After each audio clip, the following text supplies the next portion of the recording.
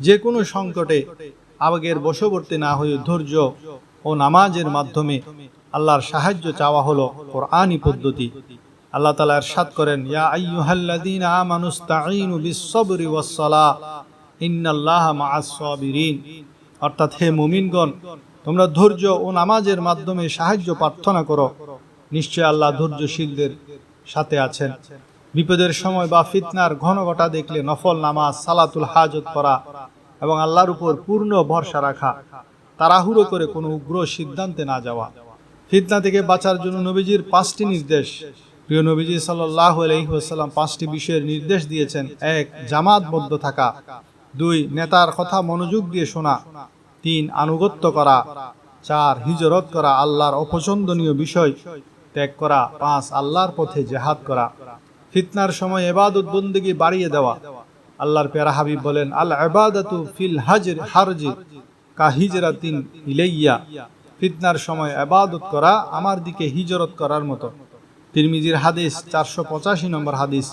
কাব ইবনে ইয়াদ রাদিয়াল্লাহু তাআলা আনহু বলেন, আমি আল্লাহ রাসূল সাল্লাল্লাহু আলাইহি ওয়াসাল্লামকে বলতে শুনেছি, প্রত্যেক উম্মতের জন্য ফিতনা রয়েছে, আর আমার উম্মতের ফিতনা হলো মাল বা সম্পদ। ফিতনা বা দুনিয়ার ক্ষতি থেকে বাঁচতে আল্লাহর 4টি নির্দেশ। নাম্বার 1, ঈমান আনা। নাম্বার 2, ভালো কাজ করা। নাম্বার 3, সত্যের বাণী প্রচার করা। নাম্বার 4, ধৈর্যের বাণী প্রচার করা। যেমন আল্লাহ সূরা আসরের মধ্যে বলেন, ওয়াল আসরে, কসম যুগের, ইন্নাল ইনসানা লাফি খুসর, নিশ্চয় মানুষ ক্ষতিগ্রস্তের মধ্যে আছে। ক্ষতির মধ্যে নিপতিত, তবে তারা ক্ষতিগ্রস্ত নয়, ইল্লাল্লাযিনা আমানু, যারা ঈমান এনেছে, ওয়া আমিলুস সলিহাত, যারা ভালো কাজ করে, ওয়া তাওয়াসাউ বিল হক, যারা একে অপরকে হকের কথা বলে, ওয়া তাওয়াসাউ বিস সবর, একে অপরকে ধৈর্যের বাণী প্রচার করে। ফিতনা থেকে বাঁচার জন্য বসে থাকা, নিষ্ক্রিয় থাকা।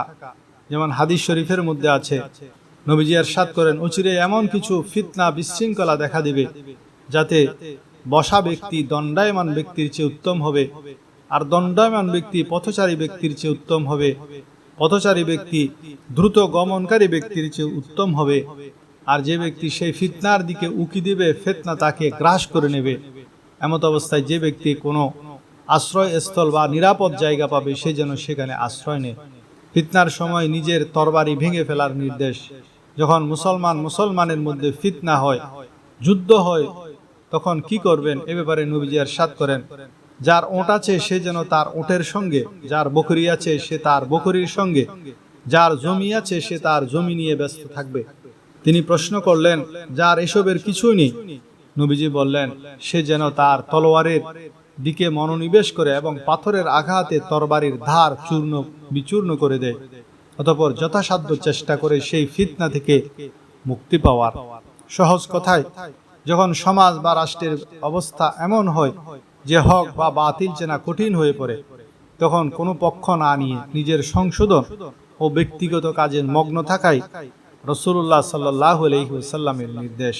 ফিতনা থেকে বাঁচার জন্য পাহাড়ে চলে যাওয়া। বুখারীর 19 নং হাদিস, আবু সাঈদ খুদরি রাদিয়াল্লাহু তাআলা আনহু হতে বর্ণিত, তিনি বলেন, আল্লাহ রাসূল সাল্লাল্লাহু আলাইহি ওয়াসাল্লাম বলেছেন, সেদিন দূরে নয় যেদিন মুসলিমের উত্তম সম্পদ হবে কয়েকটি বকরি, যা নিয়ে সে পাহাড়ের চূড়ায় অথবা বৃষ্টিপাতের স্থানে চলে যাবে। ফিতনা হতে সে তার ধর্ম সহকারে পলায়ন করবে। এবার আসুন এক নজরে ফিতনা থেকে বাঁচার উপায় এবং আমল সমূহ, 16টি আমল আমরা আবার এক নজরে বা একসাথে শুনে নিই। নাম্বার 1, কোরআন আঁকড়ে ধরা। জীবনের প্রতিটি ক্ষেত্রে কোরআনকে একমাত্র গাইড হিসেবে গ্রহণ করা। নাম্বার 2, অর্থসহ কোরআন অধ্যয়ন করা। প্রতিদিন অন্তত 15 থেকে 30 মিনিট বুঝে বুঝে কোরআন পড়া। নাম্বার 3, সূরা কাহাফ তেলাওয়াত করা। প্রতি শুক্রবার সম্পূর্ণ সূরা কাহাফ পাঠ করা। নাম্বার 4, 10 আয়াত মুখস্থ করা। দাজ্জালের ফিতনা থেকে বাঁচতে সূরা কাহাফের প্রথম 10 আয়াত মুখস্থ রাখা। নাম্বার 5, নামাজে বিশেষ দোয়া। তাশাহুদের পর মসিহ দাজ্জালের ফিতনা থেকে বাঁচার দোয়াটি নিয়মিত পড়া। নাম্বার 6, তথ্য যাচাই করা। কোনো সংবাদ বা গুজব ছড়ানোর আগে তার সত্যতা নিশ্চিত করা। নাম্বার 7, জিহ্বা নিয়ন্ত্রণ। বিতর্ক ও উস্কানিমূলক কথা থেকে বিরত থাকা এবং নীরবতা পালন করা। নাম্বার 8, জিকির করা। অস্থিরতা কমাতে বেশি বেশি আল্লাহর জিকির করা। নাম্বার 9 ধৈর্য ও নামাজ, যে কোনো সংকটে তাড়াহুড়া না করে ধৈর্য ধরা এবং নফল নামাজের মাধ্যমে সাহায্য চাওয়া। নাম্বার 10 একতা ও আনুগত্য, ইসলামের সঠিক জামাতবদ্ধ থাকা এবং হকের পথে থাকা নেতৃত্বের আনুগত্য করা। নাম্বার 11 পাপাচার ত্যাগ, আল্লাহর অপছন্দনীয় কাজ থেকে নিজেকে সরিয়ে রাখা। নাম্বার 12 এবাদত বাড়ানো, অরাজকতার সময় সাধারণ এবাদতের পরিমাণ বাড়িয়ে দেওয়া। নাম্বার 13 নিষ্ক্রিয় থাকা, গৃহযুদ্ধ বা অস্পষ্ট ফিতনার সময় কোনো পক্ষ না নিয়ে ঘরে অবস্থান করা। নাম্বার 14 অস্ত্র ত্যাগ, মুসলিমদের পারস্পরিক দ্বন্দ্বে লিপ্ত না হয়ে নিজের সক্ষমতা বা অস্ত্র নিষ্ক্রিয় করে ফেলা। নাম্বার 15 নির্জনতা অবলম্বন, ঈমান রক্ষার প্রয়োজনে লোকালয় ছেড়ে নিরাপদ বা নির্জন স্থানে আশ্রয় নেওয়া। নাম্বার 16 সৎ কাজের উপদেশ, ধৈর্য ও হকের পথে একে অপরকে অবিচল থাকার পরামর্শ দেওয়া। পরিশেষে বলবো, ফিতনা আসবেই, কিন্তু আমাদের দায়িত্ব হলো নিজেদের ঈমানকে রক্ষা করা। নবীজির শেখানো সেই দোয়াটি আমাদের প্রত্যেকের মুখস্থ রাখা, আল্লাহুম্মা ইন্নী আউযু বিকা মিন ফিতনাতিল মাসিহিদ দাজ্জাল, আল্লাহুম্মা ইন্নী আউযু বিকা মিন ফিতনাতিদ দুনিয়া ওয়া ফিতনাতিল মাহিয়া ওয়াল মামাত ওয়া ফিতনাতিল মাসিহিদ দাজ্জাল। আজকের এই আলোচনাটা যদি আপনার কাছে গুরুত্বপূর্ণ মনে হয় তবে একটি লাইক দিয়ে আমাদের উৎসাহিত করুন, আর আপনার পরিচিত জনদের সতর্ক করতে ভিডিওটি এখনই শেয়ার করুন। আপনার একটি শেয়ার হয়তো কারো ঈমান রক্ষার উসিলা হতে পারে, কাউকে ফিতনা থেকে আল্লাহ রক্ষা করার উসিলা হতে পারে।